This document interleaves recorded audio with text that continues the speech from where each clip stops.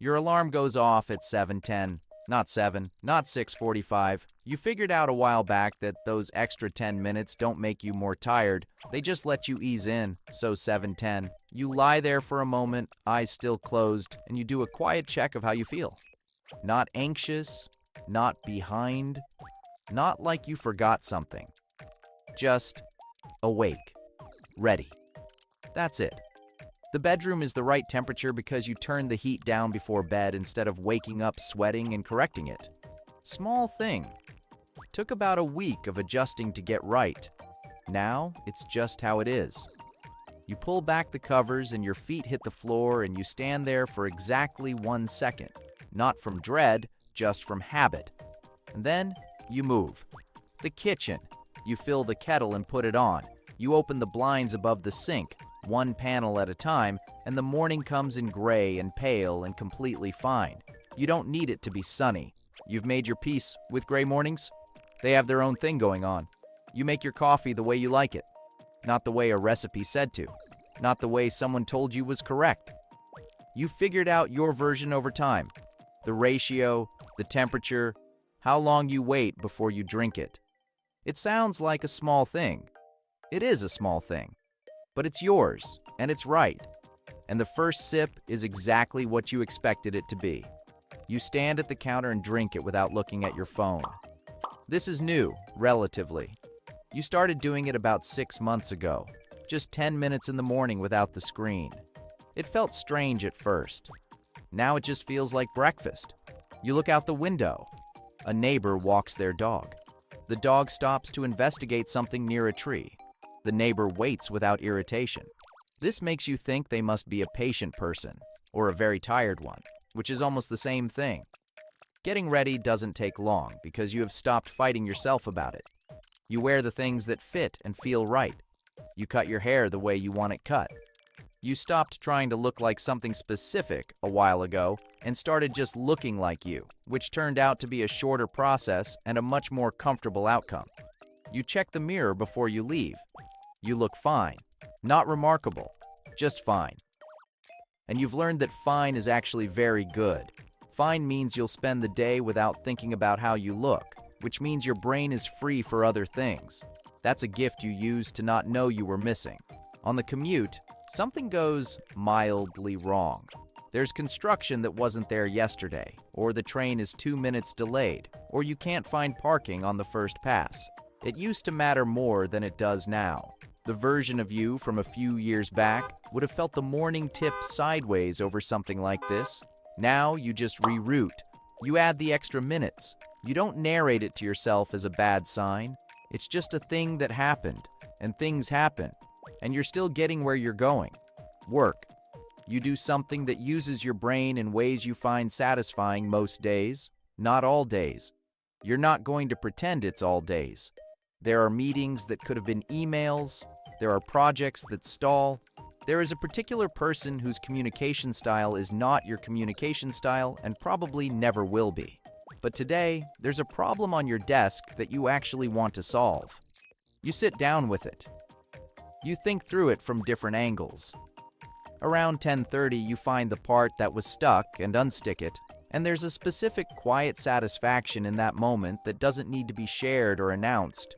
You just feel it and move on. That's enough. A coworker stops by your desk around 11. Not for anything work-related. They just wanted to tell you about something that happened to them over the weekend, something small and funny involving a car wash and a very confused bird. You laugh. Actually laugh, the kind that doesn't need to be performed. You tell them a thing that happened to you last week and they laugh too. The whole conversation takes 4 minutes. You both go back to work. It was a good 4 minutes. Lunch. You eat something you were looking forward to. Not because it's impressive or because you photographed it, or because you told anyone about it. You were just looking forward to it because it tastes good and you knew it would. You eat it somewhere with a little space, a table near a window or a bench, outside if it's mild enough, or even just at your desk with the noise pulled back. You give yourself the 20 minutes. You used to eat while doing other things and then wonder why you felt vaguely unsatisfied. Now you eat and that's what you're doing. The afternoon has a lull in it. Around 2:30, the kind of slow hour where focus is harder to find. You used to fight it. You'd push through and produce mediocre work and feel vaguely defeated. Now you know this hour. You handle lower effort tasks during it. You reply to messages, organize a few things, do the small administrative work that doesn't require full concentration. The hour passes. Your focus returns around 3:15 like it always does, and you use the last 2 hours of the day for something that actually requires it. On the way out, you hold the door for someone behind you, not because you had to think about it, just because they were there and the door was there and it took no effort. They say thanks. You say sure. Neither of you thinks about it again. Your phone buzzes on the way home. Someone you love, not a crisis. Just checking in. They found a video they thought you'd find funny. They were right.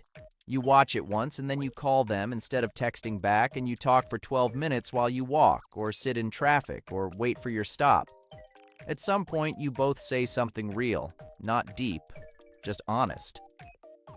And there's a pause after it where you're both just on the line together and it doesn't need to be filled. You tell them you'll talk soon.